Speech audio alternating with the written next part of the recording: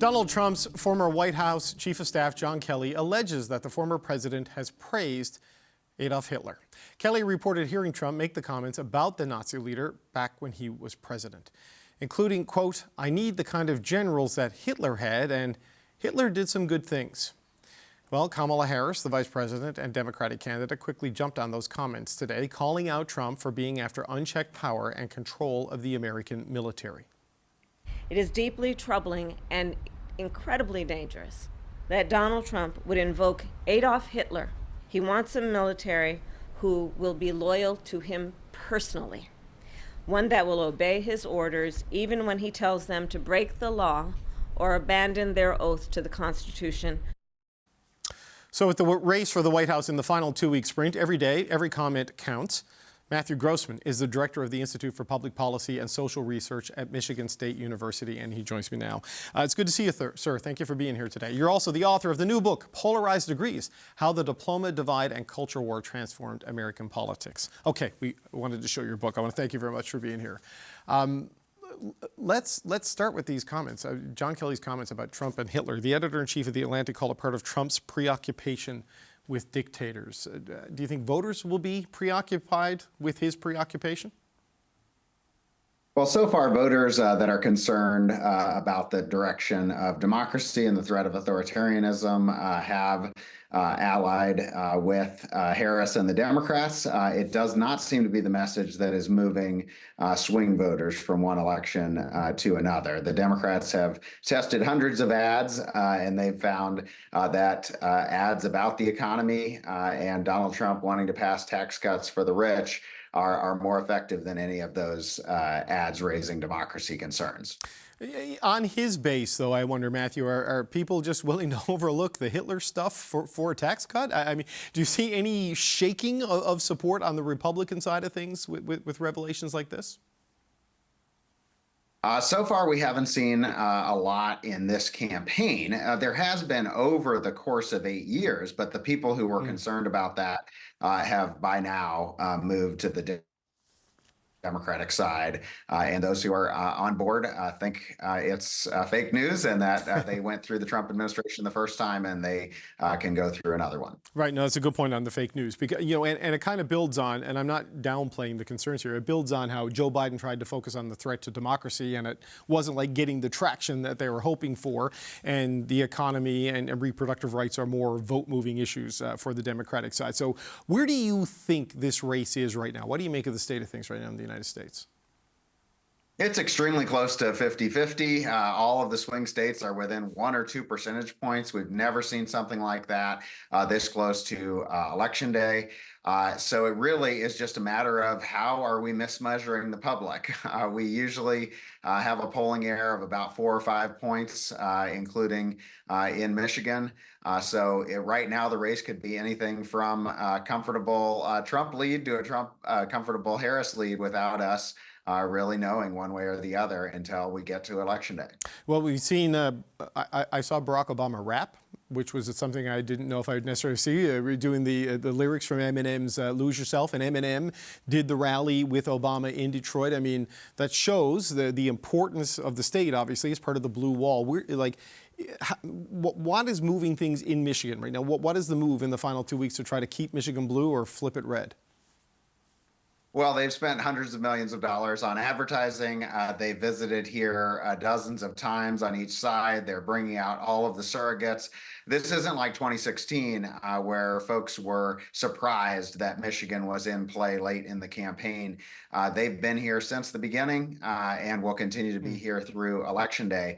But most voters have made up their mind, and now it's just a matter of turning people out and trying to convince those 2 to 4% of voters who are left to make up their mind. Well, that was a critical mistake of the Clinton campaign in 2016. She either barely visited Michigan or only went there once, right? Just kind of took it for granted, didn't have much of a presence there. But as you say, they're in there a lot to try to get to 270 no matter what. So when you look at that undecided vote, you talked about the 2 to 4% that may be there in a number of states.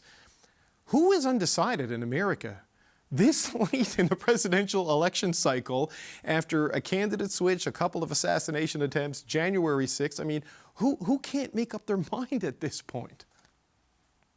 Well, as you can imagine, it's people who do not pay much attention to politics, don't like politics, don't tend to like either of the major candidates, and might still decide to show up and participate in the national election. It also tends to be people who are cross-pressured, so people who might agree with the Democrats on most issues, but be concerned about inflation this time, or people who are concerned about, agree with Republicans most of the time, but are concerned about Donald Trump as a candidate being unhinged. So you have a few remaining in the middle. There's also some potential third-party voters who tend not to end there. And so it'll be interesting to see what, say, the Arab Americans who are concerned about U.S. support for Israel end up doing. They say right now in surveys that many of them will vote for third-party candidates, but they tend not to do that in the end. Just on that point, because I wanted to zero in on that, where you're in Michigan, and there's a significant Arab population there, and it has been a big issue in those communities as it has in the Arab and Muslim communities in Canada. Is that disappointment with the Biden administration, the Biden-Harris administration's response to Israel-Gaza, is it big enough to cost her the state, do you think? It is, because it's so close. It's a 4% of the state's population, and it's more of a swing vote than people think. In the 2022 election, before Gaza, the Dearborn area actually moved towards the Republicans, while the rest of the state was moving toward the Democrats. And it was about LGBT books in schools and some general social conservatism. So this constituency has more swing voters and more conservative voters than people might think. And that might be enough to get higher support for Trump this year, even though obviously Trump is to the right, or the Netanyahu side of this issue. You know, in your book, you talk about the polarization that's in U.S. politics. And this is one of these, the third sort of election in a row where we're seeing it. Is this just where the United States is right now in terms of all the presidential elections, because of the Electoral College and the division are just going to be too close to call? Is this something that changes after Donald Trump? I mean, what is your sense of how baked in this is to just the American character right now? We're going to be pretty close to 50-50 for the foreseeable future. We have the strictest two-party system in the world. It's very polarized. Most people have chosen a side, and that's going to make it hard for one side to gain a larger majority. It's also kind of geographically baked in. The blue areas are getting more blue, the red areas are getting more red. And that means in a geographic electoral system that there's just not that many places that are still up for grabs. Now, there are some international comparisons. All over the world, education is replacing income as the major divide between the left and the right, where social issues have become more prominent relative to economic issues.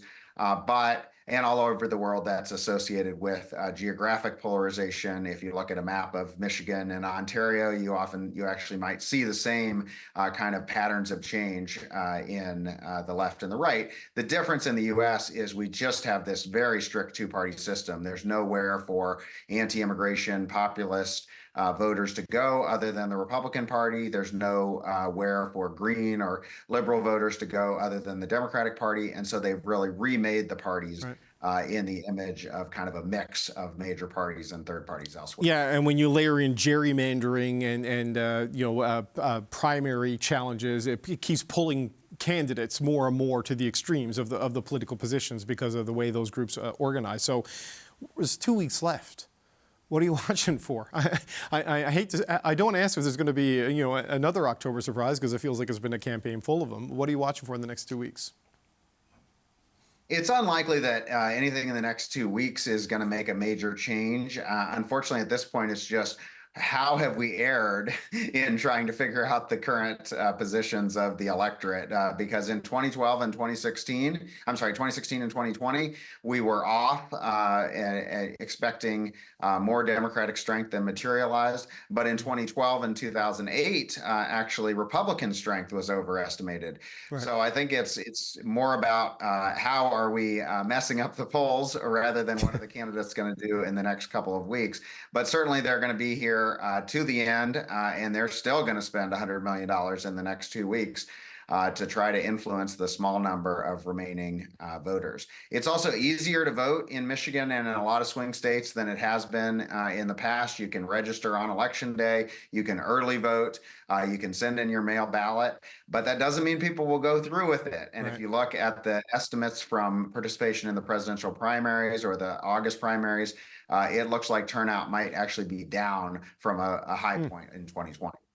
Interesting stuff. The dollar amounts are amazing. I think the spending limit for a national campaign in Canada is like under 40 million Canadian. And so when you just look at it, it is quite the contrast. Matthew Grossmann, Director of the Institute for Public Policy and Social Research at Michigan State University. Appreciate the time, sir. Thank you.